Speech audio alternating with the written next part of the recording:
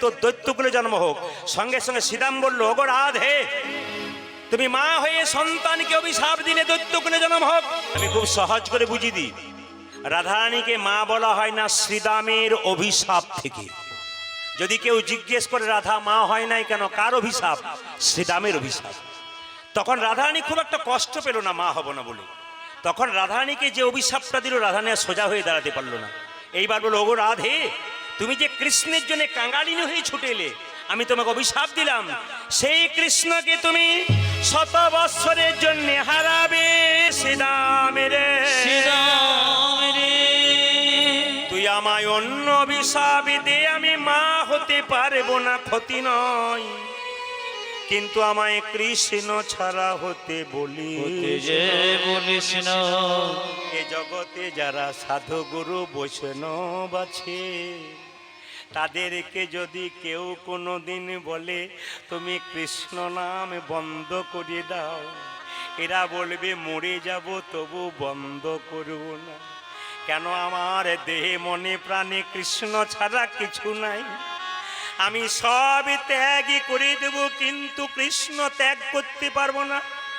রাধা বলে মেয়েটিকে জানেন? রাধা কারা? যারা প্রকৃত ভক্ত, যে আরাধ্য সেই রাধা, যে একবারে কৃষ্ণ বললে কাঁদিতে পেরেছে, একমাত্র সেই রাধা হতে পেরেছে। হরি বল। সংসারের জন্য সবাই কাঁদে, কিন্তু ভগবানের জন্য কেউ কাঁদে না, কেউ কাঁদে না। রাধারানী বলছে, ওরে শ্রীরাম রে, তুই তো জানিস আমার সংসারে কত জ্বালা রে। আমার শাশুড়ি ননদিনীর কাছে বাস করি, আমি নীল শাড়িটা পরতে মানা। আমার গোবিন্দের শরীরের রং নীল বলে আমি নীল শাড়ি পরতে পাই না। যমুনাতে জল আনতে গেলে খোঁচা মেরে কথা বলে, কৃষ্ণকে ভুলতে পারে নাই, তাই বারবার যমুনায় যায়। নয়নে কাজলে পড়তে পারি না, কেন জানিস? কৃষ্ণের গায়ের রং কালো বলে আমার কালো নয়নে কাজল পরা বন্ধ। ওরে ওরে ওরে শ্রীরাম রে, তুই অন্তত আমায় কৃষ্ণ ছাড়া হতে বলিস না। বাবা, কৃষ্ণ রাধারানীকে ছেড়ে 100 বছরের জন্য বৃন্দাবন থেকে মথুরাই চলে গেল। রাধারানী ললিতা বিশাখার সামনে কেঁদে কেঁদে বলছে, ললিতা শুনে রাখ, আমি একটা কৃষ্ণ প্রেমের বীজ রোপণ করেছিলাম। আমার মনে বড় ভয় হয়েছিল বীজ হতে অঙ্কুর হবে, চারা গাছ হবে, আর সেই বড় গাছ হলে তার শীতল তরু ছায় তাপিত পরাণ জুড়িয়ে নেব। কিন্তু কি হলো জানিস? অভিশাপের জন্য আমার সব শেষ হয়ে গেল। আমার অবস্থা কেমন হলো জানিস ললিতারে? আমার কান্না দেখে আমার গোবিন্দ রথ থেকে নামলো। তাকান আমার দিকে। এক হাতে তুলসী পত্র গঙ্গা জল, এক হাত আমার মাথায় ঠেকিয়ে বলল, রাধে আমি তোমাকে কথা দিলাম আজ যাব কাল ফিরে আসবো। ওরে ললিতারে, আমার গোবিন্দের কথাগুলো কেমন জানিস? ব্যবসায়ী লোকের মতো। আপনাদের মেদিনীপুরে আছে কিনা জানি না, আমাদের বীরভূমে প্রায় দোকানে লেখা থাকে দরজাতে আজ নগদ কাল ধার। আজকে আপনি 100 টাকা নিয়ে গেলেন, ভাবলেন নগদ নিয়ে নি, কালকে ধার নেবো, কিন্তু রাত্রি পেরিয়ে গেলে আবার ওই একই কথা, আজ নগদ কাল ধার। আজ আর হচ্ছে না, কাল হয়ে যাচ্ছে। তাহলে কত চালাক দেখুন। কৃষ্ণ বলল আজ যাবো কাল ফিরে আসবো, রাত্রি পেরোলে আবার আজ হয়ে যাচ্ছে, কাল হচ্ছে না। আমার গোবিন্দ কত চালাক। বলো, ওগো রাধে তুমি কেঁদো না, কেঁদে কেঁদে যাত্রা পথে পিছিয়ে করো না। আমি তোমাকে কথা দিলাম আজ যাব কাল ফিরে আসবো। ওরে ললিতা মায়েরা, রাধারানী বলে, ললিতা আমি 100 বছর স্নান করি নাই, ডুব দিই নাই, আমি 100 বছর পা ধুই নাই। ললিতা বলছে, তাই হয় নাকি? কোনো মেয়ে 10 দিন স্নান না করে তার মাথা খারাপ হয়ে যায়, আর তুই বলছিস আমি 100 বছর ডুব দিই নাই, পা ধুই নাই, কেন বলছিস তুই? বলছে কারণ আছে রে। ললিতা বলে, কেন? আমার বধূ যেদিন, এদিকে তাকান, আমার বধূ যেদিন বৃন্দাবন ছেড়ে মথুরায় যাবে, তার আগের রাত্রিতে বলল, রাধে তুমি আমায় কেমন ভালোবাসো? আমি বললাম তুমি আমায় কেমন ভালোবাসো? কৃষ্ণ তখন কি করলো? আমাকে বললো এক কাজ করো। রাধারানী বলল, এই গোবিন্দ তুমি আমাকে কোলে বসিয়ে সাজিয়ে দাও। আমার বধূ কি করলো জানিস? নিজের হাতে আমার স্মৃতিতে সিঁদুর পরাইয়ে দিল, আমার নয়নে কাজল পরাইয়ে দিল। আর লক্ষ্য করবেন কত সুন্দর তত্ত্বের কথা আছে। বেনি মাধবে নিজের হাতে বেনি বেঁধে দিল, আমার চরণে নিজের হাতে আলতা পরাই। ওরে ললিতা, আমি মনে মনে ভাবি, কত যোগী কত মুনি ঋষি কতদিন সাধনা করে সাধনা গোবিন্দের চরণে পাবার জন্য। আমি আলা ভোলা গোয়ালিনী কি এমন কর্ম করেছিল যার জন্য স্বয়ং গোবিন্দ আমার চরণে নিজের হাতে আলতা পরিয়ে দিচ্ছে। বলো গো রাধে, আমি আজ যাব কাল ফিরে আসবো দেখবো, কিন্তু ওরে ললিতা, আজ যাব কাল ফিরে আসবো বলে 100 বছর আসে নাই। আমি স্নান করি নাই কেন জানিস? যদি কোনো দিন বধূ আসে, স্নান করলে বেনিটা খুলে যাবে, দেখাতে পারবো না। স্মৃতির সিঁদুর খুলে যাবে, স্মৃতির সিঁদুর মুছে যাবে, দেখাতে পারবো না। আর এই দেখ টাকা, আমার চরণের আলতা মুছে যাবে বলে আমি পা ধুই নাই, বধূকে দেখাতে পারবো না। তবে ওরে ললিতারে, আমার বধূ যদি কোনোদিন ফিরে আসে, আমি শরীরের সব চিহ্নগুলো দেখাবো। স্নান করি নাই, স্মৃতির সিঁদুর দেখাতে পারবো, আমি বেনি দেখাতে পারবো, পা ধুই নাই, পায়ের আলতা দেখাতে পারবো। দুটো জিনিসই দেখাতে পারবো না। কোন দুটো জিনিস? আমার নয়নের কাজল দুটো। কীর্তন শুনছেন বসে বসে যারা দাঁড়িয়ে আছেন, তাদের জন্য বলে রাখি, আজকে পরিপূর্ণ আসর হয়ে গেছে। আমার ভালো লাগছে আপনাদের দেখে। কিন্তু একটা ছোট্ট কথা বলি, যদি কাঁদবে তবে সংসারের জন্যে কেঁদো না, কাঁদবে যদি ভগবানের জন্যে কাঁদো। ছেলের জন্যে কাঁদবে, মেয়ের জন্যে কাঁদবে। এই যে শেষে ছেলে মেয়ে প্রশ্ন করবে, তুমি আমার জন্যে করেছো কি? তখন ভাববেন যার জন্যে করি চুরি সে কিনা বলে আমায় চোর। তখন আপনার চোখ থেকে জল পড়বে, সেই জল চোখের কোণ দিয়ে পড়বে, সেই জল স্পর্শ করলে গরম লাগবে, সেই জল মুখের মধ্যে প্রবেশ করলে নোনা নোনা ভাব লাগবে। কিন্তু কেউ যদি একবার কৃষ্ণ বলে কাঁদতে পারে, সারাদিন কর্মের পর কেউ কৃষ্ণ বলে কাঁদতে পারে। ভগবান বলল, আমি যার তার হাতে খাই না, আমি যার তার হাতে খাই। মানে আমার নাম যে করে তার হাতে খাই। খুব ভালো কথা শুনবেন, কিন্তু খুব দামি কথা। বলছে আমার জন্য যে জন কাঁদতে পারে, কে কি দিল আমি দেখি না, কৃষ্ণ বলে কেউ কেঁদেছে কি না ওইটাই আমি দেখি।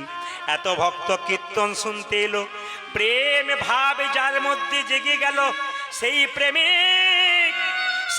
প্রেমিক ভগবানকে পাবে, বাকি কেউ পাবে না। এই জন্য আগেই বললাম, আজকে লীলাটি কিন্তু সম্পূর্ণ আলাদা। আপনাদের মেদিনীপুরে কৃষ্ণলীলা লীলাগুলো খুব কম হয়। এই জন্য আমি আজকে গাইলাম, উনি চলে গেছেন বলে বিদায় লীলা। একটু মন দিয়ে শুনবেন সবাই। সংসারের জন্যে কেঁদো না, ভগবানের জন্যে কাঁদো। ভগবানের জন্যে কাঁদলে তোমার চোখ থেকে জল পড়বে, সেই জল চোখের কোণ দিয়ে পড়বে মায়েরা, সেই জল চোখের কোণ দিয়ে পড়বে না, মাঝ দিয়ে পড়বে। সেই জল মুখের মধ্যে প্রবেশ করলে নোনা নোনা ভাব লাগবে না, মিষ্টি মিষ্টি ভাব লাগবে। সেই জল স্পর্শ করলে শীতল লাগবে। তাই কাঁদতে যদি হয় তবে কৃষ্ণ বলে কাঁদো। বেশ বেশ, বাবার একবার বলুন, নিতাই গৌর হরি হরি হরি। এখন কথা হচ্ছে, জন্মিলে মরিতে হবে, অমর কে কথা কবে।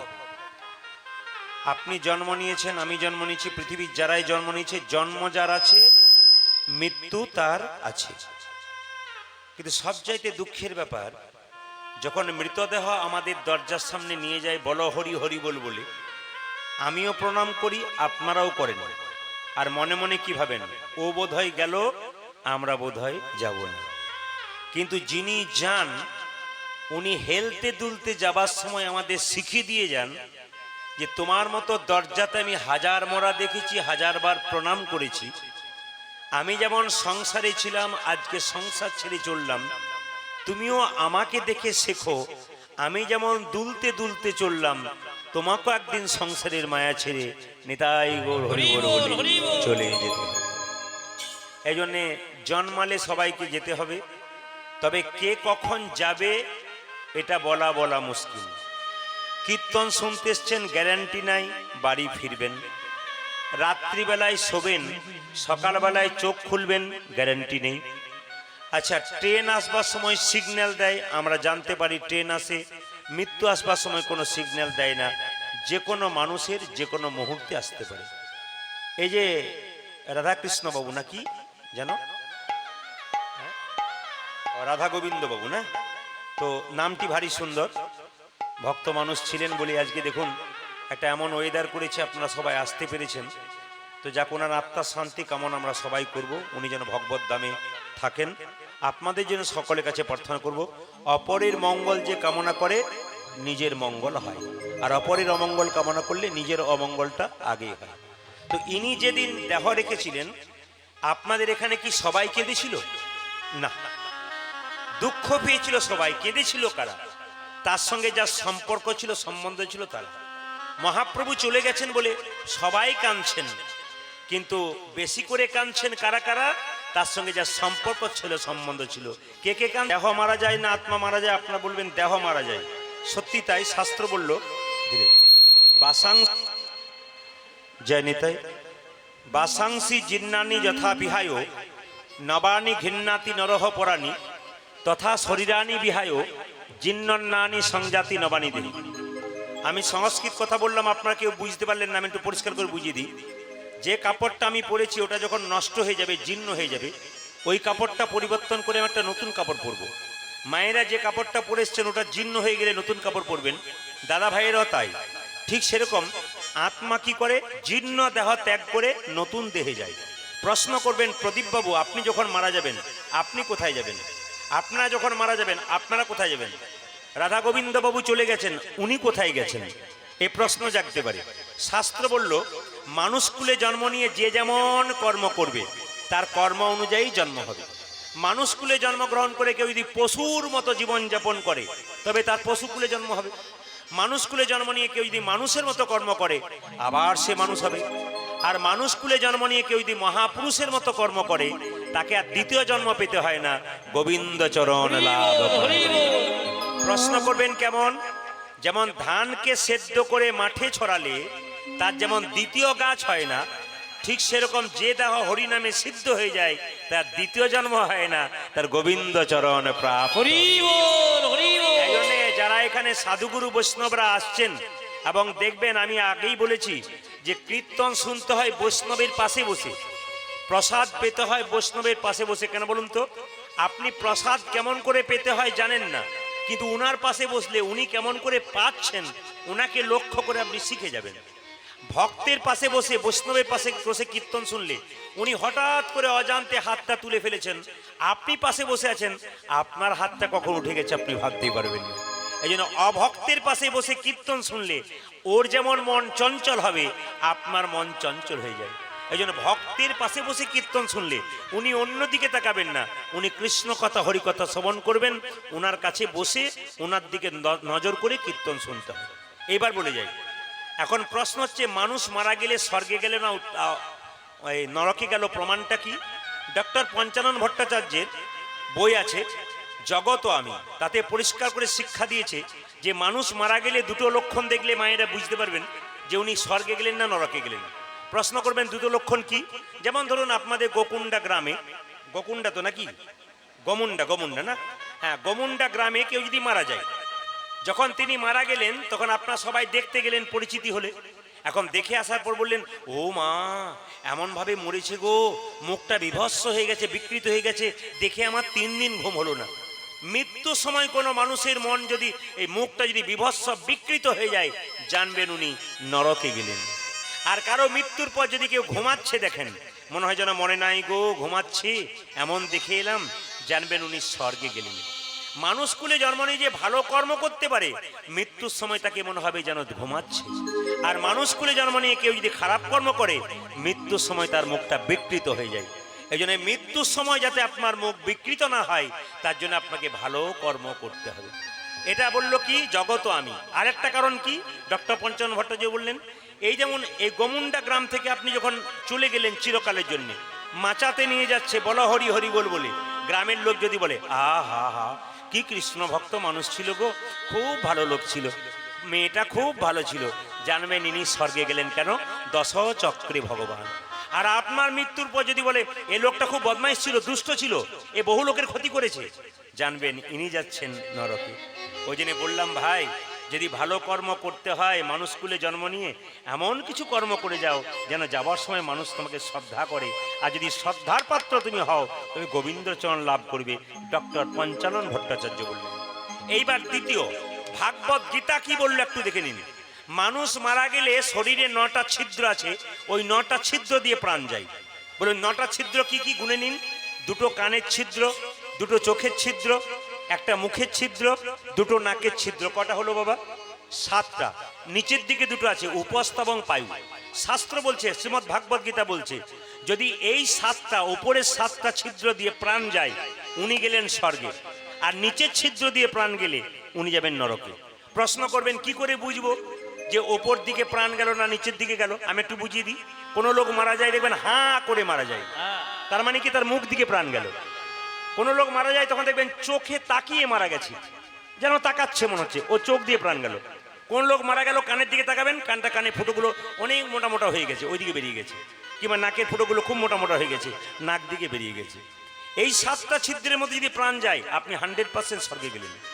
আর যদি দেখবেন মৃত্যুর সময় কেউ পায়খানা প্রস্রাব করে দেয়, জানবেন উনি কিন্তু অর্ধগামী, মানে একবারে পুরো নরকগামী হয়ে গেলেন। যদি ভালো কর্ম করেন আপনার 7টা ছিদ্র দিয়ে প্রাণ বেরোবে, আপনি খারাপ কর্ম করবেন আপনার ওই নিচের ছিদ্র দিয়ে প্রাণ বেরোবে। দেখবেন অনেকে মৃত্যুর সময় চমকে চমকে ওঠে ভয়ে ভয়ে। আসলে কি বলুন তো, যমরাজ বারবার ভয় খাওয়ায়, এবার চল, ও তখন ভয়ে ভয়ে চমকে ওঠে। এই জন্যে আপনাদের কাছে নিবেদন রইল, মানুষকুলে জন্মগ্রহণ করেছেন, ভালো কর্ম করুন, আপনাদের ভালো ফল লাভ হবে। ভগবানকে খুঁজে বেড়াচ্ছে ভক্তরা, আপনাদের কাছে আমার প্রশ্ন রইল। এক রাজা মন্ত্রীকে প্রশ্ন করেছে, আমি একটা প্রশ্ন করলাম, যদি কেউ উত্তর দিতে পারে গোটা রাজত্বটা তাকে দিয়ে দেবো। কিছু মনে করবেন না, রাজা প্রশ্ন করেছে মন্ত্রীকে যে তুমি গোটা রাজ্যে ঢুলি দিয়ে দাও এবং বলে দাও যদি আমার একটা প্রশ্নের উত্তর কেউ দিতে পারে তাকে আমি গোটা রাজত্ব দিয়ে দেবো। প্রশ্নটা বলবো না বাদ দিয়ে দেবো, একটু বলে দেখি যদি আপনারা কেউ পারেন তাহলে রাজত্বটা আপনারা পাবার চান্স পেতে পারেন।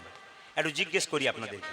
মানে মন্ত্রী জিজ্ঞেস করছে, এই যে জবর খবর জবর খবর জবর খবর জবর খবর জবর খবর। রাজার মনে একটি প্রশ্ন জেগেছে, কি ভগবান কোথায় থাকে? যদি কেউ বলতে পারে রাজত্ব পেয়ে যাবে, আর রাজা বৃন্দাবন চলে যাবে রাজত্ব দিয়ে। আচ্ছা আপনাদের মধ্যে কেউ বলতে পারবেন ভগবান কোথায় থাকে? হ্যাঁ, কেউ এমনি দেখাচ্ছে, কেউ এখানে দেখাচ্ছে, কেউ আবার ওইখানে দেখাচ্ছে, কেউ আবার মন্দিরে দেখাচ্ছে, আবার কেউ চুপ করে আছে, মনে মনে ভাবছে চুপ থাকাটাই বুদ্ধিমানের কাজ। যা বলবেন উনি বলুন, আমাদের অত বলার দরকার কি আছে? না একটু দেখি প্রশ্নটা উত্তর কেমন দিচ্ছে। দেখুন, মন্ত্রী যখন চারিদিকে খবর দিল, কত পণ্ডিত এলো গেল না যায় তার গোনা, রাজার যেমন প্রশ্ন তেমনি রইল, উত্তর কিন্তু মিলল না। এখন মন্ত্রী যখন খুব মনের দুঃখে রাজবাড়িতে ফিরছে, এত এত পণ্ডিত এলে কেউ উত্তর দিতে পারলো না। একজন ভিখারির ছেলে রাস্তায় বসে ছেঁড়া রুটি, একটা পোড়া রুটি খাচ্ছিল, ছেঁড়া ময়লা জামা কাপড় পরে। হঠাৎ করে ছেলেটা জিজ্ঞেস করছে, ও মন্ত্রী মশাই, বলে কি হলো? এত লোক রাজবাড়িতে ঢুকছে কেন? নিশ্চয়ই ভোজের ব্যবস্থা আছে, তাহলে আমি খেতাম। মন্ত্রী রেগে বলল, রাজার হলো মনের জ্বালা, এ বেটার হলো পেটের জ্বালা, শুধু খাবে খাবে। আরে বেটা, পেট ভরে চিরকাল খাবি যদি রাজার একটা প্রশ্নের উত্তর দিবি। ছেলে বললে একবার বললে হতো না? সঙ্গে সঙ্গে মন্ত্রী বলছে, তুই পড়াশুনো করেছিস? বলে স্কুলের গণ্ডিতে পা দি নাই। তাহলে পারবি কি করে? ছেলে বলল, যেখানে দেখিবে ছাই উড়াইয়া দেখো তাই, পাইলেও পাইতে পারো অমূল্য রতন। একবার দেখো না প্রশ্ন করে, যদি হয়তো হয়ে যায়, না হয়তো না হবে। মন্ত্রী বলল, শুধু একটি প্রশ্ন, ভগবান কোথায় থাকে? ছেলে বলল, বাবা, এর মতো সহজ উত্তর আর আছে? মন্ত্রী তখন চমকে গিয়ে বলল, কত বড় বড় পণ্ডিত এলো, তারা পারলো না? এ বেটা ছেঁড়া কাপড় পরে, ময়লা কাপড় পরে, বেটা পোড়া রুটি খাচ্ছে, সে কিনা বলছে এত সহজ উত্তর। তুই পারবি? বলে হ্যাঁ পারবো। তোর চল একবার। আচ্ছা যদি পারিস তো ভালো, না পারলে কিন্তু তোর একবারে গর্দন যাবে। ছেলে বলছে, একবেলা খাই একবেলা খাই না, তা না খেয়ে যদি মরি তো রাজার হাতে মরলে ক্ষতি নাই, আর উত্তর দিতে পারলে রাজা হয়ে যাব, দুটোর মধ্যে কিছু একটা হবে। এখন ছেলে এদিকে এদিকে এদিকে, যেই না ছেলেটি ছুটে গিয়ে রাজবাড়িতে, ওখানে কি হচ্ছে? কি হচ্ছে ওখানে? ওখানে কি হচ্ছে? ওইখানে ওই যে কে আছো ভাই, কে আছো? কে? আরে বাবা, এরকম অসভ্যের মতো বের করে দেন, বের করে বের কর বের কর বের কর বের করে দেন। ওইখানে ওইখানে না না, ওখানে নয়, রাজা বলছে ভিখারির ছেলে, ওইখানে নয়, রাজা বলছে ভিখারির ছেলে। মানে ভিখারি ছেলেটা ছেঁড়া কাপড় পরে ঢুকে গেছে, ময়লা কাপড় পরে। রাজা বলছে, কে আছিস? বের কর বের কর বের কর বের কর। এখন ছেলেটা বলল, রাজা মশাই কিছু মনে করবেন না, আমাকে বের কর বলছেন কেন? রাজবাড়িতে আসতে গেলে ভালো পোশাক পরে আসতে হয়, তবে ভদ্রলোক হয়।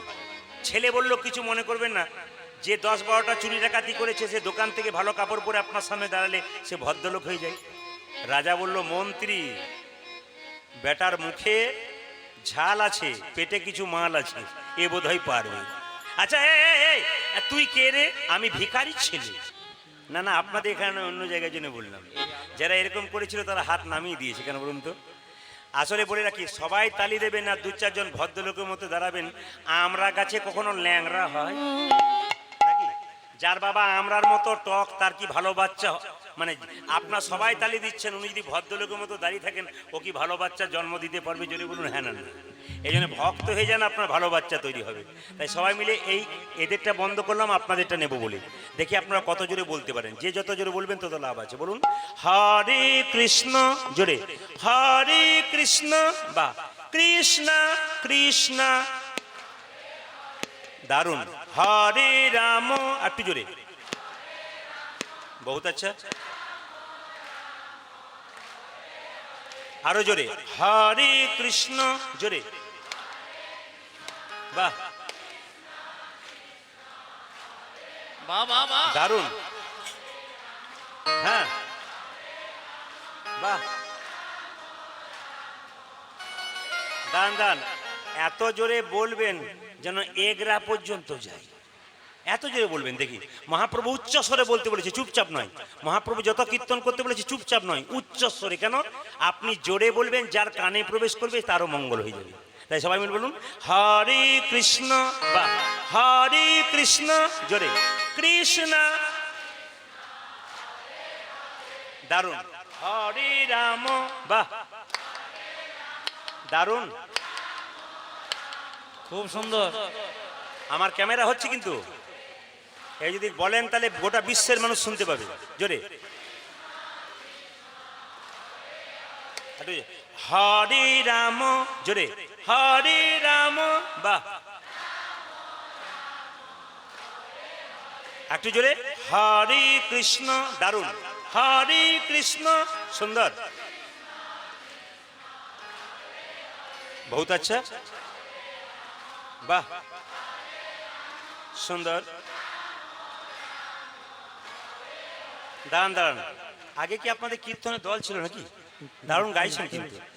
এবার যদি কোনোদিন আসি না, এদের আনবো না, আপনাদের দিয়ে চালিয়ে দেবো। একজন আমাকে বলছেন, দাদা কি পালা গাইবেন? বললাম কেন বলুন তো? পালা কিন্তু একটা গাইতে হবে। বললাম হ্যাঁ, পালা তো আমি জানি না। পালা জানেন না? তাহলে কি জানেন? বললাম আমি লীলা জানি।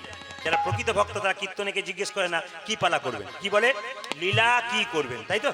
আজকে বিষয় কি একথা জিজ্ঞেস করবে। কিন্তু মায়েরা কেউ জিজ্ঞেস করবে না যে পালা কি। কোনো জনকে জিজ্ঞেস করবেন না যে আজকে কি পালা গাইবেন, বলবেন কি লীলা করবেন, কি কি আলোচ্য বিষয় হবে, এটা বলবেন। এই দেখুন, যাত্রা পালা হয়, নাটকের পালা হয়, আর একটা পালা হয় কি বলুন তো? আসার পালা আর যাওয়ার পালা আমাদের জীবন, হয় না? আচ্ছা, যারা কীর্তন শুনতে এসছেন একটু ঠান্ডা মাথায় উত্তর দিন তো। আমরা যারা কীর্তন শুনতে এসছেন তাদের আসার পালা শেষ হয়েছে না যাওয়ার পালা শেষ হয়েছে? জোরে বলুন। আসারটা শেষ হয়ে যাওয়ারটা? অনেকে ভয়ে বলছে না, যাবো না তো বলবো কেন? আসার পালা শেষ হয়েছে না যাওয়ার পালা শেষ হয়েছে? আসার পালা শেষ হয়েছে। বাকি আছে কোনটা? বাবারা বলবেন না, বৈষ্ণব বাবারা বাদ দিয়ে এরা বলবে। সবাই বলুন বাকি আছে কোনটা? আর একটু জোরে বলুন, মায়েরা বলুন বাকি আছে কোনটা? এত যদি বুঝছেন যাওয়ারটা বাকি আছে, তাহলে সাদা চুলে গোদরেজ নিচ্ছেন কেন? যদি এতই বুঝছি, আমরা সবই বুঝি কিন্তু বুঝেও না বুঝি। চলুন আমরা বৃন্দাবনে যাই। আজকে যেহেতু শ্রাদ্ধের গান, শ্রদ্ধা করার জন্য গান, ওই জন্য বিদায়ী গান গাইতে হয়। দেখবেন শ্রাদ্ধ বাড়ির গান হচ্ছে মান মাথুর দান, শ্রাদ্ধ বাড়ির গান। এ কিন্তু শাস্ত্র বলে দিয়েছে, মান মাথুর আর দান শ্রাদ্ধ বাড়ির গান। এর মধ্যে বিষয় কঠিন কিন্তু সবচাইতে মাথুর। এই জন্য বিষয় কঠিন বটে বলে আপনাদের মেদিনীপুরের মানুষ খুব ভালো কীর্তন বোঝে বলে আজকে বিষয় কঠিনটাকে সহজ করে আপনাদের সামনে বলবো। আমি শুধু একটা কথা বলবো, কীর্তনের লীলা প্রারম্ভে কীর্তন চলাকালীন কেউ কারো কানের সামনে গল্প করবেন না। যদি কেউ গল্প করেন তাহলে তিনি পাপ সঙ্গে করে যাবেন, আর যদি কেন গল্প শোনেন তাহলে পাপ সঙ্গে করে যাবেন, আর যদি আপনি কীর্তন শোনেন পুণ্য সঞ্চয় করে যাবেন। যেমন রাজা দশরথ যখন দেখবেন একদিন আয়নাতে দেখলো আমার চুলগুলো পেকে গেছে, আমার রাজমুকুটটা হেলে গেছে, তখন মনে মনে ভাবলো এবার রামকে রাজা করব। মায়েরা যখনই রামকে রাজা করব করেছে, গোটা ঘোষণা হয়ে গেল, তখন কই কই মাতা ফুলের মালা গাঁথছিল কেন? রামের গলায় পরাবে বলে। তখন একটা মেয়ে এসে তার কানে বিষ ঢাললো। বলবেন মেয়েটার নাম কি? এ কই কই, কার জন্যে মালা গাঁথছিস? বলে রামের জন্যে। কেন রামের জন্য মালা গাঁথছিস? বলে রাম রাজা হবে। মেয়েটা তখন কানে বিষ ঢালছে, রাম রাজা হবে তো তোর কি গেল? কৌশল্যা মাতা হবে রাজমাতা, তুই তো ভিখারিনী হবি, দরকার নাই। রাজা দশরথ যুদ্ধ থেকে ফিরেছিল, দুটো বর পাওনা ছিল, আজকে চেয়ে নে। কি চাইবো? একবারে রামচন্দ্রের 14 বছরের বনবাস, একবারে পুত্র ভরতের সিংহাসন লাভ। আচ্ছা বলুন তো বাবা, সঙ্গে সঙ্গে ও সেইটাই চেয়েছিল। আচ্ছা মায়েরা বলুন তো, কানে যে বিষটা ঢাললো ওই মেয়েটার নাম কি? জোরে বলুন। মন্থরা। কিছু মনে করবেন না, আপনি কীর্তন শুনছেন, আপনার পাশে গল্প করলে বুঝবেন মন্থরার পার্টি আপনার সামনে বসে আছে, একবারে পাকা। এই মন্থরার পার্টির সামনে যদি কেউ বসেন আর কানে যদি বিষ ঢালে, জেনে নেবেন মায়েরা, একটা খাবারে যদি বিষ থাকে, ও বিষ যদি কেউ খায় তার চিকিৎসা আছে, ওষুধ আছে, বাঁচলেও বাঁচতে পারে। কিন্তু কানে যদি কেউ একবার বিষ ঢালে সংসারে, তবে একজন নয়, গোটা সংসারটাই ধ্বংস হয়ে যাবে।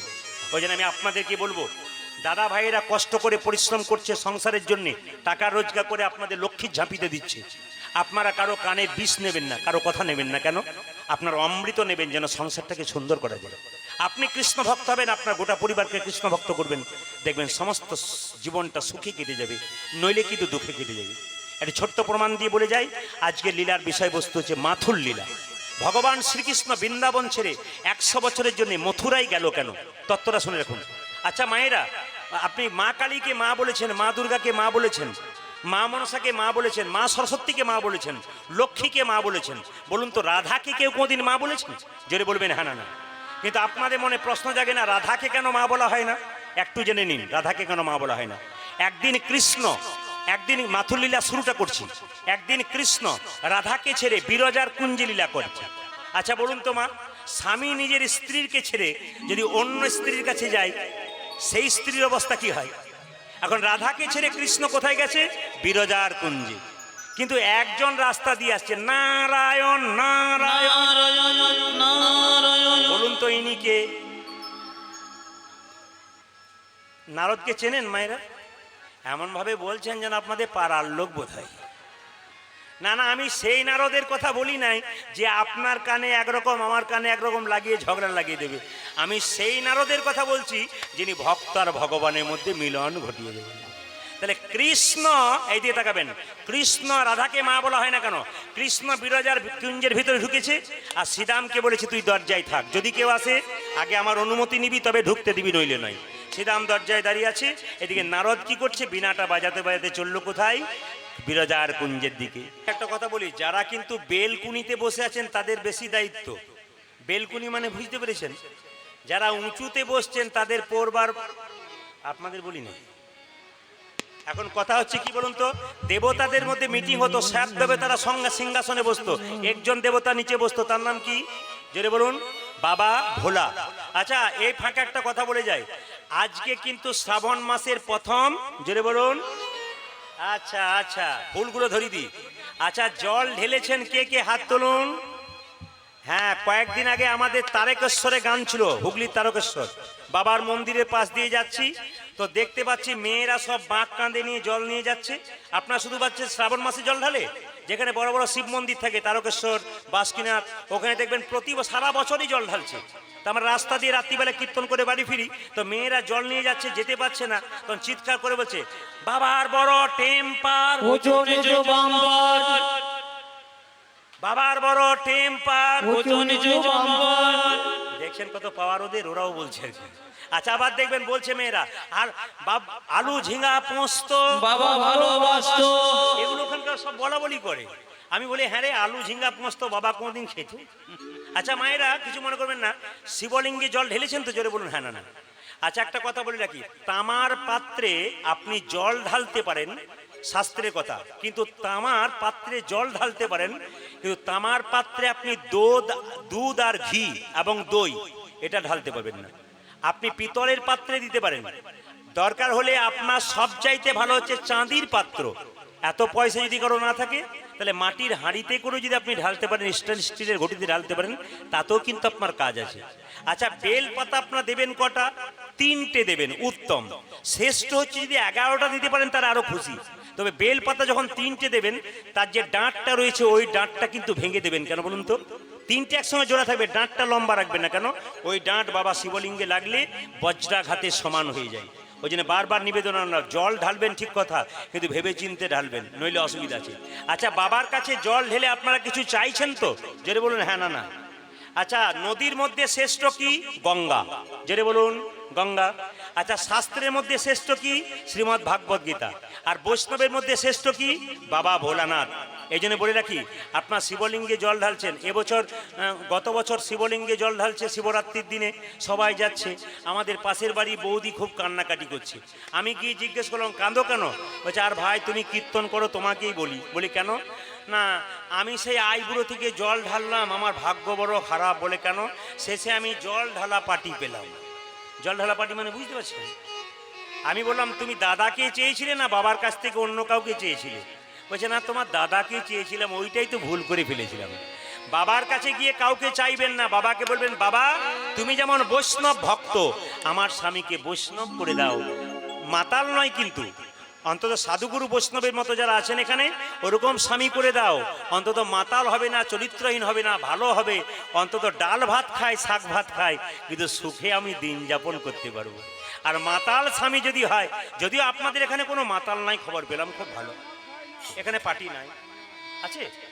ওই এখানেও পার্টি আছে, আমরা এখানে নাই বোধ হয়। কৃষ্ণ রাধাকে ছেড়ে চলে গেছে, খুঁজে বেড়াচ্ছে বৃন্দাবনে সবাই।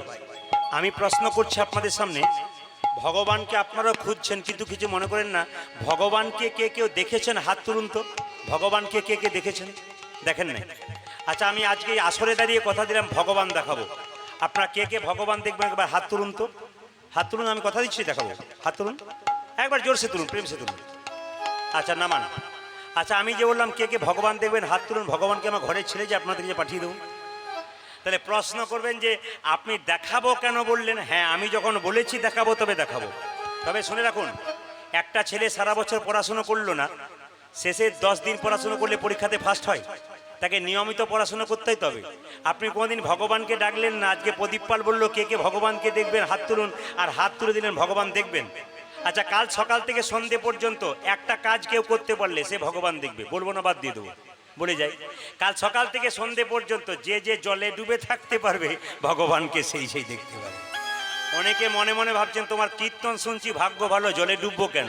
মায়েরা, আমি একবারও বলেছি ইন্দারার জল, আমি একবারও বলেছি নদীর জল, আমি একবারও বলেছি যে পুকুরের জল।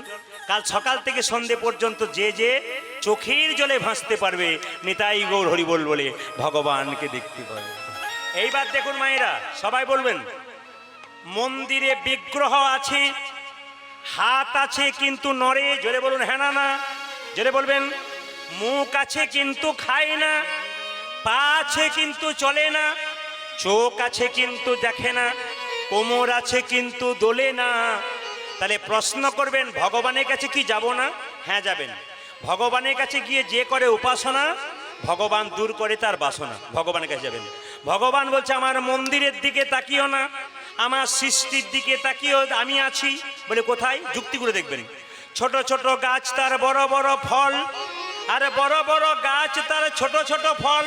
বুঝিয়ে দিই। আচ্ছা মায়েরা, বট গাছ দেখেছেন? জোরে বলুন হ্যাঁ না না। আচ্ছা, বট গাছের ফলের ওজন কত? 5 কেজি 7 কেজি? আমি যখনই বলেছি 5 কেজি 7 কেজি, মায়েরা বলছে হ্যাঁ হ্যাঁ হ্যাঁ, কি ভক্তি ভরে বলছে। আপনি কি আর ভুল বলছেন? আচ্ছা, বট গাছের ফলের ওজন কত? 5 গ্রাম 7 গ্রাম। একটা কুমড়ো গাছের ফলের ওজন কত? 5 কেজি 10 কেজি। একটা কুমড়ো গাছ, লতা গাছ, তার ওজন, ফলের ওজন 5 কেজি 7 কেজি। কিন্তু একটা বট গাছ, ফল, ছোট ফল, তার ফলের ওজন কত? 5 গ্রাম 7 গ্রাম। আচ্ছা মায়েরা বলুন তো, কুমড়ো ফলটা বড় করলো, বটের ফলটা ভগবান ছোট করলো কেন? কারণ আছে। ভগবান বলছে গ্রীষ্মকালে আমার ভক্তরা আমার গুণগান গাইতে গাইতে যখন বট গাছের ছায়ায় বসবে, বটের ফলটা যদি এত বড় দিয়ে দিই, কেউ চাপা পড়ার ভয়ে বসবে না, আমার নামও করবে না। ওই জন্য বটের ফলটা ছোট করে দিলাম। যুক্তিগুলো দেখুন। একটা রাখাল বালক গরু চড়াতে গিয়ে বট গাছের উপরে চেপে আছেন, মনে মনে ভাবছে ভগবানের কোনো মানে বিচার নাই, এত বড় গাছ আর এইটুকু ফল। বলতে বলতে একটা ফল নাকে পড়েছে, চমকে উঠেছে। ভাগ্যে ফলটা এত বড় হয় নাই, মানে নাক মুখ চোখ আমার সব ভেঙে দিত। ভগবান বলছে আমার সৃষ্টির দিকে তাকিয়ে। এবার প্রশ্ন করবেন আপনারা, একটু যখন বৈষ্ণব মহোদয় এখানে এসছেন, তাদের চরণে প্রদীপ পালের কোটি কোটি দণ্ডবত প্রণাম। বৈষ্ণবের নিন্দা অনেক কীর্তনিয়া অনেক আসরে করছে দেখতে পাচ্ছি, অপরাধ নেবেন না। বৈষ্ণবের নিন্দা নয়, ব্রাহ্মণের নিন্দা নয়। আপনাদের নিবেদন রইল আপনাদের কাছে, কেন যদি কেউ খারাপ থাকে তাকে ভালো করার পথটা বলতে হবে, কিন্তু নিন্দার ব্যাপার নয়। একটু ছোট্ট করে আপনাদের বলে দিই, বৈষ্ণব কাকে বলে। ত্রেনাদপি শুনি চেন তরিব সৈষ্ণু না অমানেন মান দেন কীর্তনীয় সদাহরি। সবাই জানেন মায়েরা বৈষ্ণব কাকে বলে। রাস্তা দিয়ে পেরিয়ে যাচ্ছেন, ঘাসের ওপরে পা দিলেন, ঘাস মাথা নিচু করলো, আবার পা সরালেন, ঘাস মাথা উঁচু করলো। বৈষ্ণবের স্বভাব কেমন? হাজার খারাপ কথা বলুন, ওই যে মাথা নিচু করে দেবে আর উঁচু করবে না, প্রতিবাদ করবে না, ইনি হচ্ছেন বৈষ্ণব। আর কি বাবা, তরিব সহিষ্ণু না। একটা গাছকে কাটছেন, গাছ যতক্ষণ না মাটিতে পড়ছে ততক্ষণ আপনাকে ছায়া দান করছে, ফল দান করছে। ঠিক সেরকম বৈষ্ণবকে আপনি হাজার গালাগাল দেন, হাজার মারুন, বৈষ্ণব যতক্ষণ না মাটিতে পড়বে ততক্ষণ নাম বন্ধ করবে না, তবু সে নাম করে যাবে। অমানেন মান দেন মানে কি? আপনাদের এই গ্রামের পথ দিয়ে যদি কোনো বৈষ্ণব পেরিয়ে যাচ্ছে, কিন্তু একজন কুষ্ঠব্যাধি ব্যাধি লোক ছটফট ছটফট করছে, আমি আপনি সবাই যাব, নাকে কাপড় চাপা দিয়ে চলে যাব, কিন্তু যিনি পরম বৈষ্ণব হবেন তিনি বলবেন, ওরে কেউ তোকে কোলে কোল দিল না, তো কত ডাক্তার দেখিছিস, তো রোগ ভালো হয় নাই, এক কাজ কর, আমার সঙ্গে কোলে কোল দিয়ে একবার হরি বল বল, তোর দেহ রোগ তো দূর হবে, তার সঙ্গে তোর ভব রোগ পর্যন্ত দূর হয়ে যাবে। আর বৈষ্ণব কেমন বাবা? তিলক তুলসী মালা শিখাও কৌপিন বহির্বাসে হরিনাম মুখে নিশিদিন। তিলক থাকবে, তুলসী মালা থাকবে, শিখা থাকবে, কৌপিন থাকবে, হরিনামের নামাবলী থাকবে, ইনি হচ্ছেন বৈষ্ণব। আমি আপনাদের বলে দিই বৈষ্ণবের স্বভাবটা কেমন। বলছে হাজার হাজার বটের ফল বট গাছে হয়, কিন্তু বট গাছের নিচে পড়ে একটাও চারা গাছ হয় না। পাখিতে খেয়ে স্টোমাকে গিয়ে পায়খানা করে ছাতের কাঠ নিচে, সেইখানে বট গাছের চারা গাছ হয়। হাজার হাজার লোকের মুখে কীর্তন শুনলে কোনো লাভ হবে না, যতক্ষণ না বৈষ্ণবের মুখে মধুমাখা নাম শুনবেন ততক্ষণ আপনার কৃষ্ণ প্রেমের বীজ কোনোদিন অঙ্কুর হবে না। এই জন্য বলে রাখি বাবা, বৈষ্ণবের স্বভাবটা কেমন একটু ছোট্ট করে শুনে রাখুন। একটা কলেজে পড়া মেয়ে তিনতলা ছাদের উপরে দাঁড়িয়ে আছে, একজন বৈষ্ণব গঙ্গা স্নান করে আসছে, আর মেয়েটি কি করেছে দেখুন, বৈষ্ণব তো ন্যাড়া মাথা, সঙ্গে সঙ্গে মেয়েটি তিনতলার উপর থেকে যেই না থুতু ফেলে দিয়েছে, বৈষ্ণবের মাথায় পড়েছে। আমাদের এখানে কেউ হলে তো গাল দিতেন, সাধারণ মানুষের মাথায় থুতু ফেললে, মা তুই থুতু ফেলে দিলি, আচ্ছা ঠিক আছে আমি স্নান করে আসি। আবার গঙ্গা স্নান করতে গেল, আবার এলো, মেয়েটি তাক করে আছে, আবার বললো আবার থুতু ফেলে দিলি, আচ্ছা আবার স্নান করে আসি। 10 বার গেছে, 10 বার থুতু ফেলেছে। এইবার যেই না লাস্ট বার থুতু ফেলতে গেছে, তখন মেয়েটির বাবা দেখতে পেয়ে বললো, তোর লজ্জা করে না? কেন? একজন বৈষ্ণবের মাথায় তুই থুতু ফেলছিস? তুই আমায় বাবা বলে ডাকবি না, তুই কলেজে পড়লি বেকার। সঙ্গে সঙ্গে বৈষ্ণব বলছে, বাবা আপনার মেয়েকে গালাগাল দেবেন না। দেবো না কেন? আপনি বৈষ্ণব মানুষ, আপনার মাথায় থুতু ফেলছে, শিক্ষিত মেয়ে, লজ্জা করে না? আপনার মাথায় থুতু ফেলছে। বলছে আপনার মেয়ে আমার মাথায় থুতু ফেলে আমার লাভ করেছে। আপনার মাথায় আমার মেয়ে থুতু ফেললো, আপনার লাভ হলো? বলে হ্যাঁ, আমি শাস্ত্রে শুনেছি একবার গঙ্গা স্নান করলে এক জন্মের পাপ দূর হয়। আমি একবার নয় 10 বার গঙ্গা স্নান করেছি, আমার জন্ম জন্মান্তরে যত পাপ আছে সব পাপ দূর হয়ে যাবে। ওই জন্য বাবা, যার ভাগ্য ভালো তার বাড়িতে বৈষ্ণব যায়, যার ভাগ্য ভালো নয় তার বাড়িতে বৈষ্ণব যায় না। একটু ছোট করে বলে রাখি, রাধারানী যখন কাঁদছে তখন ললিতাকে বলছে, ললিতা বেঁচে থেকে কি লাভ আছে, বিষ এনে দে। মায়েরা বলেন না, স্বামী মারা গেলে একটু বিষ এনে দে, আমিও চলে যাই, আমার বেঁচে থেকে কি লাভ আছে। তবে কিছু মনে করবেন না বাবা, বৈষ্ণব বাবারা অনেকে এসছেন, একটু আমি ভুলটা ধরিয়ে দিই, কিছু মনে করবেন না, এই দিয়ে তাকান। যেরকম রাধা রানী কি, আচ্ছা কিছু জিনিস বলে রাখি, যারা সতী নারী হয় তারা ভগবান দেখতে পায়। সতী নারীর কথা একটু বলি। সতী নারী কারা? সকালবেলায় ঘুম থেকে উঠে স্বামীর সঙ্গে ঝগড়া করে যারা। এখানে কেউ ঝগড়া করে না, অন্য জায়গায় জন্য বললাম আর কি, করে নাকি? জোরে বলুন হ্যাঁ না না। আচ্ছা বেশ, আস্তে আস্তে এবার বলি। আচ্ছা মায়েরা কিছু মনে করবেন না। আচ্ছা বিয়ের সময় যখন বর বিয়ে করতে যায়, মেয়েটাকে পিড়িতে করে একবার 7 পা ঘোরায় না? জোরে বলুন হ্যাঁ না না, ঘোরায় না? আচ্ছা তখন চোখের মধ্যে কি দেওয়া হয়? জোরে বলবেন আপনারা। না কত ভুল আছে, ভুলগুলো একটু ধরিয়ে দিন। চোখের মধ্যে কি দেওয়া হয়? পান। আচ্ছা পানটা কেন দেওয়া হয়? এতজনে বিয়ে হয়েছে বলতে পারবেন? জোরে বলুন পান কেন দেওয়া হয়? আচ্ছা এতদিন বিয়ে হয়েছে, তোমাকে ডাকলাম ওই জন্য জানি না বলেই তো। আচ্ছা মায়েরা, পানটা ঢাকাতে হয় কেন? পান হচ্ছে যোগ মায়া। কেন? যখনই পানটা সরিয়ে মেয়েটি স্বামীর মুখটা দেখবে তখন মায়ার যোগ হবে। কি বললাম? পানটা ঢাকা দেওয়া হয় কেন? মেয়েটি পানটা সরিয়ে যখনই স্বামীর মুখ দেখবে তখন মায়ার যোগ হবে। এই গানটি এক জায়গায় গিয়েছি, এক কাকাবাবু বাড়িতে বাসা, বয়স্ক মানুষ এরকম। তিনি বলছেন, বাবা তুমি যে বললে পান সরালে, পান ঢাকা দেওয়ার পর যখন স্বামী স্ত্রী দেখে তখন মায়া হয়, আমার 3টে ছেলে 3টে বউ মায়ায় নাই খালি ঝগড়া করছে। বললাম কাকাবাবু মায়া থাকবে কি করে? বলে কেন, পান ঢাকা দেবার আগে কতবার রাস্তাতে দেখা হয়ে যাচ্ছে, ওই জন্য আর হচ্ছে না। তাছাড়া দেখবেন, কিছু মনে করবেন না, এখনকার আপনাদের এখানে জন্য বলি নাই, দেখবেন শুভ মুহূর্ত, শুভ দৃষ্টি কখন বাবা বলুন তো? কাপড়টা ঢাকা দেয় স্বামী স্ত্রীকে নিয়ে, ফুলের মালাটা মালা বদল হয় না? জোরে বলুন হ্যাঁ না না। এইদিকে এইদিকে মালা বদল হয় না? মেয়েটি ছেলেটিকে দেয়, ছেলেটি মেয়েটিকে দেয়, তখন কি হয়? তখন কি হয় বলুন তো? একটু শুভ দৃষ্টি হয়, মানে এ ওর দিকে ভালোভাবে তাকায়, ওর দিকে ভালোভাবে তাকায়।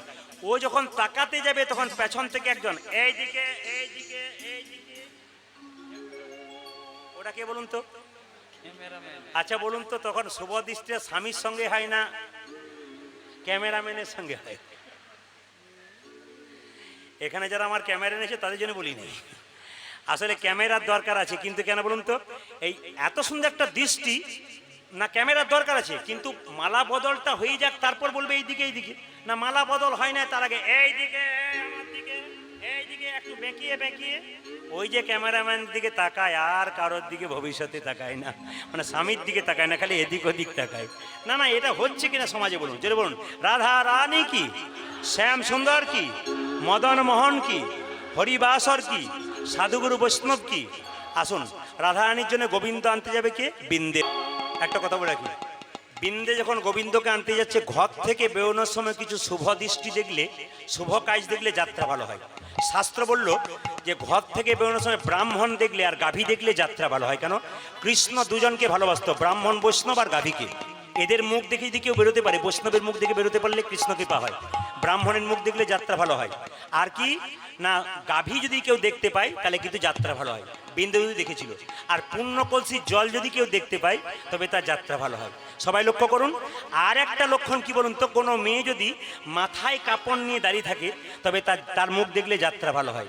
এখনকার যুগে কোনো মেয়েকে মাথায় কাপড় দেখতে গেলে 100 টাকা দিয়ে দাঁড় করাতে হবে, তারপরে দেখতে পাবেন।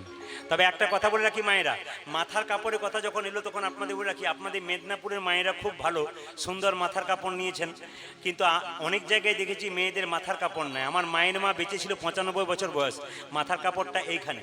আবার আমার মাকে দেখেছি 75, মাথার কাপড় এখানে।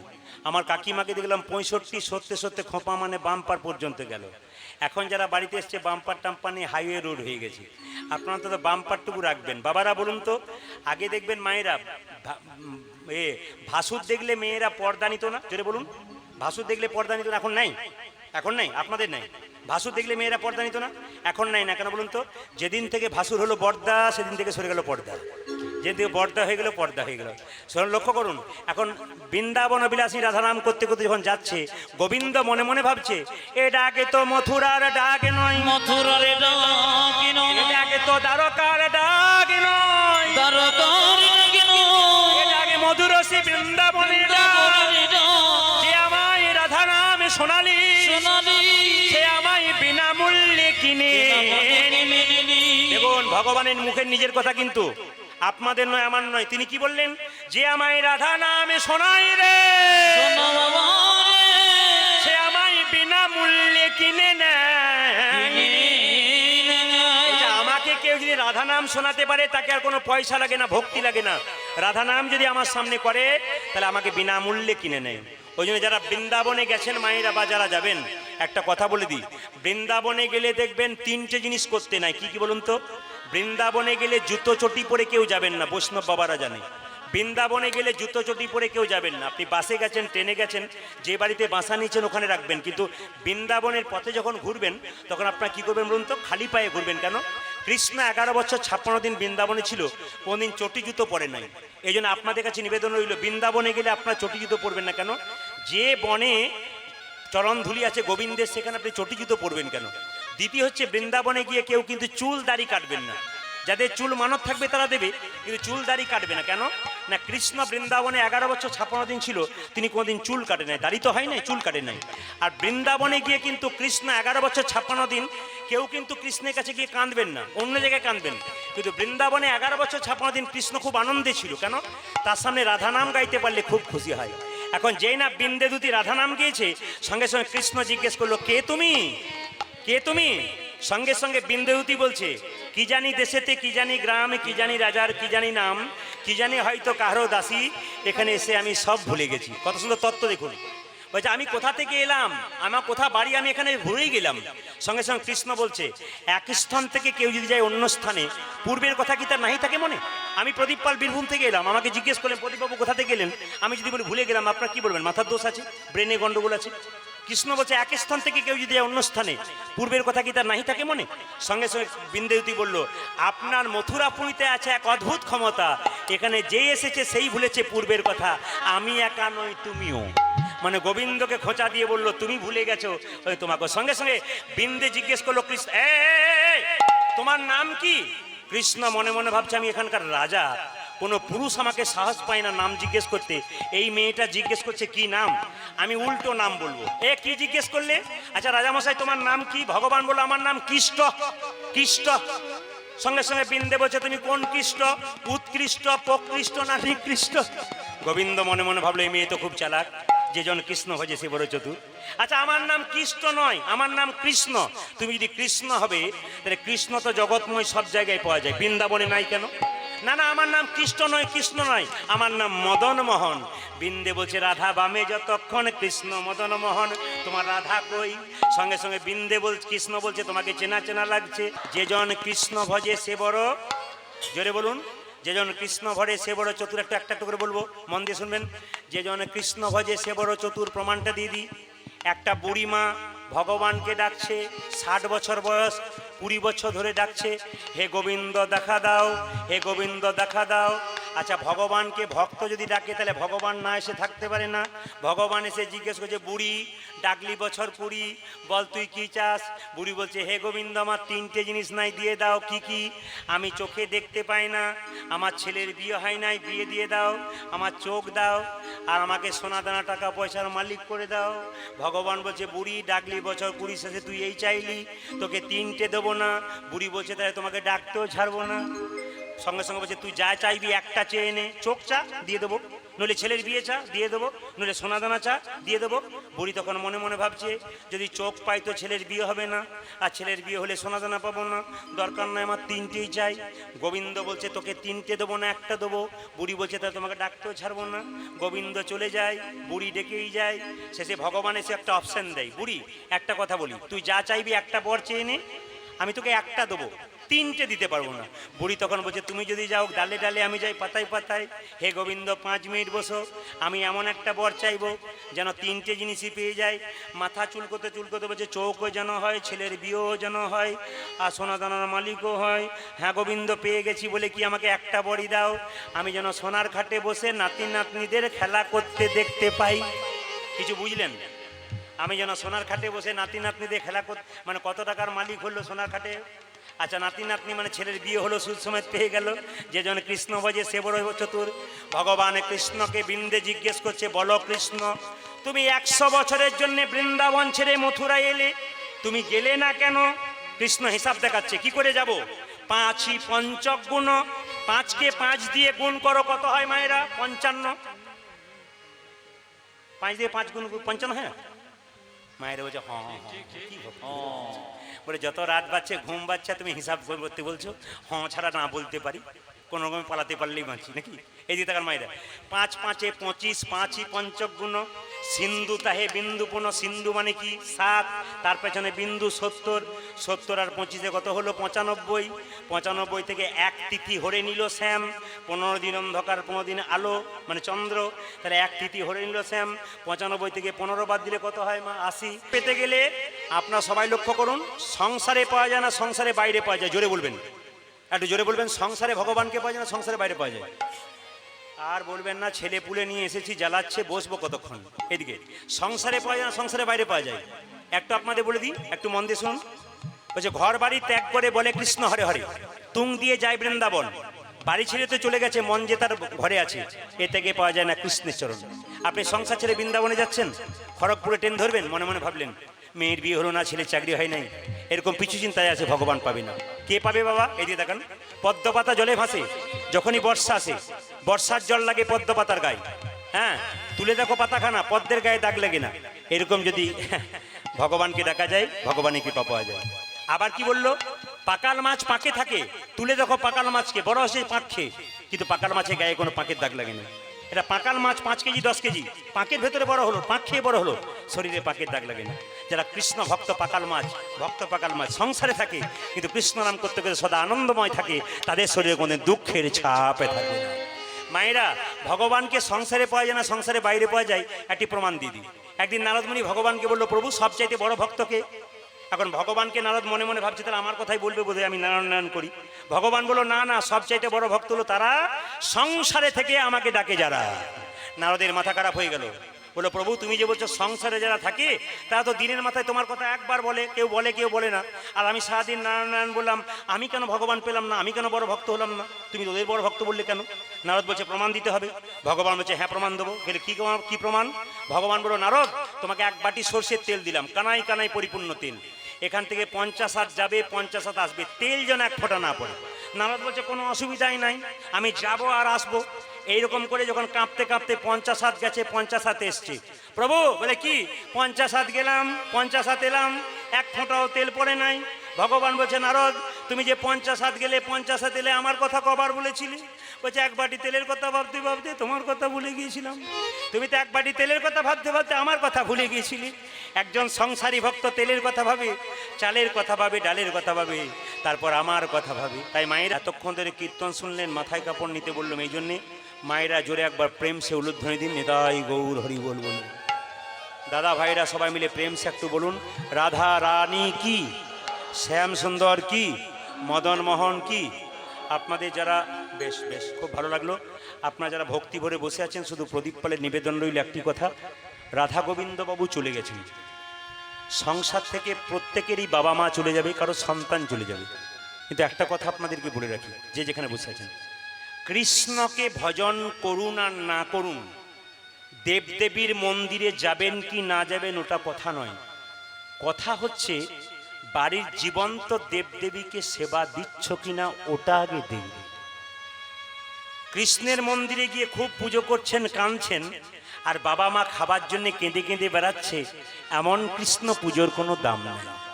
একটা একটা করে শুনবেন, খুব দামি কথা আমি বলবো, দেখে নেবেন, কিছু মনে করবেন না। এমন এমন ছেলে আছে, বাবা ছেলের কাছে একটা সাদা রসগোল্লা চেয়েছিল, ওটা দিতে পারলো না, কিন্তু বাবা যখন মরে গেল তখন বেনা গাছে দিল, আর 2000 লোককে নিমন্ত্রণ করে প্যান্ডেল করে খাওয়ালো। ওতে বাবার কোনোদিন সেবা হয় না, আশীর্বাদ পাওয়া যায় না। কৃষ্ণ সুদামাকে বলেছে, সুদামা এই জগতে 3 রকমের গুরু আছে। প্রথম গুরু পিতামাতা, যার থেকে জন্ম পেলি, সে যদি কেঁদে কেঁদে বেড়ায়, তোর কৃষ্ণ ভজন কোনোদিন হবে না। এই জন্য যারা যারা কীর্তন শুনছেন ভক্তি ভরে, তাদেরকে বলবো, ধৈর্য যার ভগবান তার। আপনারা এত সুন্দর ধৈর্য ধরে বসে আছেন এত রাত্রি পর্যন্ত, এই জন্য আপনাদের ধন্যবাদ জানানো। মাঝে কেউ গল্প করবেন না, বারবার নিবেদন রইল, মাঝে গিয়ে কাউকে কেউ ডিস্টার্ব দেবেন না, ইশারাতে কথা বলবেন। এদিকে তাকান, ভগবান কৃষ্ণ সুদামাকে বলেছে গুরু 3 প্রকার। প্রথম গুরু পিতামাতা, যার থেকে জন্ম পেলি, সে যদি কেঁদে বেড়ায়, তুই যতই কৃষ্ণ ভজন কর তোর লাভ নাই। বাবা বাবা হলো বাড়ির ছাদ, আর মা হলো খুঁটি। এই দুটো যেদিন চলে যাবে, সংসার থেকে তোমার আপন বলতে আর কেউ থাকবে না। বাকি যারা থাকবে শুধু তোমার কাছে চাইবে, যতক্ষণ দেবে ততক্ষণ, দেওয়া শেষ হয়ে গেলে আর দিতে না পারলে নিতাই গৌর হরিবল হয়ে যাবে। এই জন্য বাবা, সংসারে বাবা মায়ের আশীর্বাদ যার উপরে আছে, তার দিনের পর দিন কৃপা কিন্তু বেড়ে যাবে। ওই জন্য আমি মায়েদেরকে বলে রাখি, ছেলেরা যদি একটা বংশের প্রদীপ হয়, তো মেয়েদের 2টো বংশের প্রদীপ হতে হয়। কেন বলুন তো? ছেলে বাবার কুল উদ্ধার করে, কিন্তু মেয়ে কি করে বলুন তো? বাবার কুল উদ্ধার করে, শ্বশুর কুল উদ্ধার করে। যেমন কোনো মেয়ে যদি শ্বশুর বাড়িতে খারাপ ব্যবহার করে, লোকে কি বলবে? ওর বাবার বংশটা ভালো নয়, নইলে মেয়ে এত খারাপ কেন? আর যদি আপনি শ্বশুর বাড়িতে ভালো ব্যবহার করেন, লোকে কি বলবে? আসলে মেয়েটা তো ভালো কেন বলতো? আসলে ওর বাবার বংশটা ভালো। ওই জন্য মায়েরা, সংসারে এসেছেন, আপনাদের কাছে নিবেদন, কে কখন চলে যাবে কেউ জানে না। আজ আছেন কালকে নাই, একজনকে খেতে দিচ্ছেন না, আপনি ভাবছেন নিজে খাবো, ছেলে মেয়েকে দেবো, কাউকে দেবো না। আপনি দুদিন পরে চোখ মুজে দেবেন, আপনার সব খাবার পড়ে থাকবে। দুটো ডাল ভাত শাক বা যদি বৃদ্ধ বৃদ্ধাকে না দিতে পারেন, আপনি সংসারে মা হলেন কি করে? মা জিনিসটা কেমন আমি আপনাদের বুঝিয়ে দিই। একটা মায়ের পেটে 10 মাস 10 দিন বাচ্চা থাকে, সেই মা সারা রাত ঘুমায় না। সে যখন হসপিটালে যায়, ডাক্তারবাবু যদি বলে মায়ের বাঁচবার আশা নেই, ছেলে বাঁচতে পারে, মা তখন মৃত্যুর সঙ্গে লড়াই করতে করতে ডাক্তারবাবুকে ইশারা করে ডেকে বলে, ডাক্তারবাবু আমি যদি মরে যাই, মরে যাব, মৃত্যুর আগে আমার খোকাকে দেখে যেন আমার মরতে পাই। দেখুন মায়ের কত বড় অবদান। মরে যাচ্ছে, শ্বাস নিতে পারছে না, তবু মৃত্যুর আগে একবার বলছে আমার খোকাকে যেন একবার দেখে যেতে পাই। মায়ের মতো আপন হয় না। বাবা বয়সে বড় হতে পারে, মা বয়সে ছোট হতে পারে, তো মায়ের কর্তব্যটা একটু বেশি আছে। ভাই একটু এটা ঘুরিয়ে দাও দিদি, প্রচন্ড গরম করছে, এইদিকে মায়েরা। বাবা বড় হতে পারে, মা বয়সে ছোট হতে পারে, কিন্তু মায়ের কর্তব্যটা সবচাইতে বেশি। আমি একটু প্রমাণ দিদি, মন দিয়ে শুনবেন। ধরুন বাবা 1 মাস পর কাজ থেকে ফিরছে, তার বাচ্চা ছেলেটা রাস্তায় খেলা করছে, বাবাকে ও বাপি ও বাপি বাপি বাপি একবার করে নাও, করে নাও। বাবার কোলে চাপতে চাইছে, কিন্তু বাবা কোলে চাপাচ্ছে না, কেন বলুন তো? ছেলে ধুলোবালি মেখে আছে, ওই অবস্থায় ছেলেকে চাপালে জামা প্যান্ট ময়লা হয়ে যাবে। কিন্তু যদি মা ভাত খেতে বসেছে, একটা নতুন শাড়ি পরে ছেলে যদি কোলে ঝাঁপিয়ে পড়েছে, বলুন তো মায়েরা বাচ্চাকে তাড়িয়ে দেয় না আরো আদর করে জড়ি ধরে নিজে না খেয়ে বাচ্চাকে খাইয়ে দেয়? মায়ের সঙ্গে বাবার তফাৎ এইটাই। আমি আপনাদেরকে বলবো, এতক্ষণ ধরে কীর্তন শুনলেন, বৃদ্ধ বাবা এবং বৃদ্ধা মাকে কেউ কাঁদাবেন না। যদি কেউ কাঁদান, তবে আপনি তৈরি হয়ে থাকুন, আপনার ছেলে যখন বড় হবে আপনাকেও কাঁদাতে কাঁদাতে ঘর থেকে বের করবে, সেই দিন বুঝবেন আপনি কি করেছেন। এই জন্য বিচার কিন্তু একজন করছে, আপনি অন্যায় করছেন না ন্যায় করছেন আপনি নিজে বুঝতে পারছেন না। বিচার কিন্তু এখানে হচ্ছে, একবার পাক্কা বিচার হচ্ছে। আপনি ভুল করছেন না ঠিক করছেন আপনি বুঝতে পারছেন না অহংকারে, কিন্তু ওইখানে বিচার হচ্ছে। ওই জন্য বিচারটা ঠিক করে যাবেন। কেন? মৃত্যুর আগে ভালো কাজ করে যান। মা বাবাকে ভালোবাসতে শিখুন দাদা ভাইরা, দেখবেন সংসার অনেক সুখের হবে, তাদের আশীর্বাদ চাই। মেয়েরা দেখবেন বাপের বাড়ি যায় না, কখন থেকে বলুন তো? যখন থেকে তার মা মারা যায়, বাবা মারা যায়। অনেক মেয়েকে জিজ্ঞেস করি, দিদি তুমি বাপের বাড়ি যাবে না? বলে কার কাছে যাব? আমার মা নেই, আমি কার কাছে গিয়ে দাঁড়াবো? বৃদ্ধ বাবাটা বেঁচে ছিল, সেও নাই, আমি কার কাছে গিয়ে দাঁড়াবো? মেয়েরা দেখবেন বাবা মা মারা গেলে আর বাপের বাড়ি যায় না। দেখবেন আর একটা প্রমাণ দিয়ে দিই, মায়ের মতো মমতা তুলনা হয় না। কেন বলুন তো? দাদা ভাই আপনি বাজারে যাচ্ছেন একটা থলে নিয়ে, স্ত্রী বলছে শুনছ শ্যাম্পু শেষ হয়ে গেছে নিয়ে এসো, মেয়ে বলছে বাবা মোবাইলটা নিয়ে এসো, ছেলে বলছে বাবা ঘড়িটা নিয়ে এসো। একজন দরজার আড়াল থেকে বলছে খোকা সাবধানে যাস আর সময় মতো খাবারটা খেয়ে নিস। যার জন্য আপনি কিছুই আনলেন না, যাকে একবারও জিজ্ঞেস করলেন না মা কি চাই, সে আপনাকে ইচ্ছারা করে বলছে বাবা সাবধানে যাস সময় মতো খাস। এর আশীর্বাদ যদি আপনার না থাকে আপনি জীবনে বড় হবেন কি করে? কিছু মনে করবেন না। এপিজে আব্দুল কালাম বলেছে একটা বাবা 100টা শিক্ষকের সমান, আর 100টা মা 100টা আর মায়েরা 100টা স্কুলের সমান। ওই কলেজে গেলে যেখানে আপনি পড়াশোনা করাচ্ছেন স্কুল কলেজে, ওখানে তো শুধুমাত্র পুঁথিগত বিদ্যা হয় চাকরি পাওয়ার জন্য, কিন্তু যেখানে সংসারে বাচ্চা থাকে ওখানে আসল শিক্ষা পাওয়া যায়। আমরা ছেলে মেয়েদেরকে এখন টাকা পয়সা রোজগার করে যন্ত্র তৈরি করছি, মানুষ তৈরি করতে পারছি না। স্কুলে বিবেকানন্দ পড়া হচ্ছে, বিদ্যাসাগর পড়ানো হচ্ছে, কিন্তু একবারও বলছে না ওটা মুখস্থ করো, ওই রচনাটা পড়তে পারে, মুখস্থ করে উগলে দিচ্ছে লিখে দিচ্ছে, কিন্তু একবারও বলছে না বিবেকানন্দের মতো হও, বিদ্যাসাগরের মতো হও। বিদ্যাসাগর মায়ের যখন শরীর খারাপ শুনলো, ছুটি পাচ্ছে না, তখন কলকাতা থেকে চাকরিতে রিজাইন দিয়ে কি করলো? তিনি ছুটে এলেন দামোদর নদী পার হয়ে মা মা বলে। এই বিদ্যাসাগর আপনাদের মেদিনীপুরের মানুষ, মানুষ নয় মহাপুরুষ। এত সুন্দর একজন মহাপুরুষ এই মাটিতে জন্মগ্রহণ করেছে। আপনাদের ছেলেদেরকে বলবেন অন্তত বিদ্যাসাগরের মতো হতে না পার, বিদ্যাসাগরের মতো হবার চেষ্টা কর, বিবেকানন্দের মতো হবার চেষ্টা কর, হতে চেষ্টা কর। ভালো কিছু মনে করবেন না, বলবেন বড় মানুষ হয়েও না, বড় লোক হয়েও না, বড় মানুষ হয়ে যাও। আমাকে একজন জিজ্ঞেস করছে প্রদীপবাবু আমার আর চিন্তা নাই, আমার ছেলের জন্য প্রচুর টাকা রেখে দিয়েছি, আমার ছেলের অভাব থাকবে না। আমার ছেলেটার জন্য টাকা রাখলেন, সেটাকে কেমন তৈরি করে গেলেন, এইরকম তৈরি করলেন তো যা রেখেছেন তা ডবল চলে যাবে। আজ কৃষ্ণ ভক্ত তৈরি করবেন, তাই সাধুগুরু বৈষ্ণবকে দিয়ে আপনার সংসারটাকে সুন্দর করে আপনার আশীর্বাদ প্রাপ্ত করুন। ওই জন্য বাবা আপনাদের কাছে নিবেদন রইল, বৈষ্ণবকে যতক্ষণ না সম্মান দেবেন আপনার বাচ্চাদের শেখাবেন। আমি একটা প্রমাণ দিয়ে দিই, যারা আপনারা গেছেন ওই কি বলে মায়াপুর গেছেন, শিল প্রভুপাদকে দেখেছেন, বাবারা সবাই জানেন মায়াপুরে শিল প্রভুপাদের এখন মূর্তি আছে। তার বাবা কলকাতায় চাকরি করতো, তো সেই লোকটা কি করতো দেখুন, বাবাটা চেয়ারে বসে থাকতো চাকরিতে যাবার আগে, দরজায় কোনো বৈষ্ণব দেখলে বলতো একবার আসুন, একবার আসুন। আরে কি হয়েছে বলবেন তো? না না একবার আসুন। আরে বাবা বলবেন তো, একবার আসুন, একটু জল সেবা করুন। এই তো করলাম, বলুন কি করতে হবে? আমার মাথায় নয়, আমার ছেলের মাথায় একটু হাত দিয়ে বলুন, যেন রাধারানীর কৃপা হয়ে যায়, যেন কৃষ্ণের কৃপা হয়ে যায়। ওগো বৈষ্ণব ঠাকুর, একবার আমার ছেলের মাথায় হাত দিয়ে বলুন, যেন রাধারানীর কৃপা হয়। বাবার আকুল আগ্রহ ছিল বলেই তো শিল প্রভুপাদ বিশ্ববিখ্যাত হয়েছিল মা। বাবা যারা হয়েছেন তাদের দায়িত্ব অনেক আছে। আপনি কৃষ্ণ ভক্ত হবেন, বৈষ্ণবের সেবা করাবেন, বৈষ্ণবকে ডেকে বাচ্চার মাথায় হাত দেওয়া করাবেন, তবে তো ছেলে ভালো হবে। আর মায়েরা একটা কথা শুনে রাখুন, ভক্ত প্রহ্লাদ হিরণ্যকশিপুর ছেলে ছিল, কিন্তু যুগ যুগ ধরে হিরণ্যকশিপু অন্যায় করেছিল। ভক্ত প্রহ্লাদ ভালো সন্তান হলো কেন? একটা কারণ, মায়ের জন্যে। কেন? কয়াধুর পেটে যখন ভক্ত প্রহ্লাদ ছিল, নারদ মুনির চরণ সেবা করেছিল, কৃষ্ণ তত্ত্ব কথা শুনেছিল। এমনি এমনি কি কৃষ্ণ ভক্ত সন্তান পাওয়া যায়? আমি আপনাদের বলে যাই, একটা মায়ের পেটে একটা বাচ্চা 10 মাস 10 দিন জায়গা হয়, সেই ছেলে বড় হয়ে কলকাতায় ফ্ল্যাট কিনলে মা বাবার একদিনের জন্য জায়গা হয় না। কি লাভ কীর্তন শুনে? আনন্দ করলেন, হাসলেন, তালি দিলেন, চলে গেলেন। আসল পশুত্বটাকে যদি দূর করতে না পারলেন, তবে কৃষ্ণ নামে কোনো লাভ হবে না। অনেকে দেখবেন ভজন করুন, নেচে নেবো, চলে যাব, ওটাতে কোনো লাভ নাই আপনার। আসলে ভেতরটাকে কিছু শিক্ষা দিতে পারলেন কিনা আপনি সেটা দেখবেন। আমার গুরুদেব বলল, গরু খাবার খায় তখন খুব তাড়াতাড়ি খায়, কিন্তু তারপর বসে বসে জাবর কাটে। বহু কথা আপনি শুনে যাবেন, বিছানায় যখন বালিশটা মাথায় দেবেন মা, তখন কথাগুলো চিন্তা করবেন। 100টার মধ্যে যদি 10টা কথা আপনার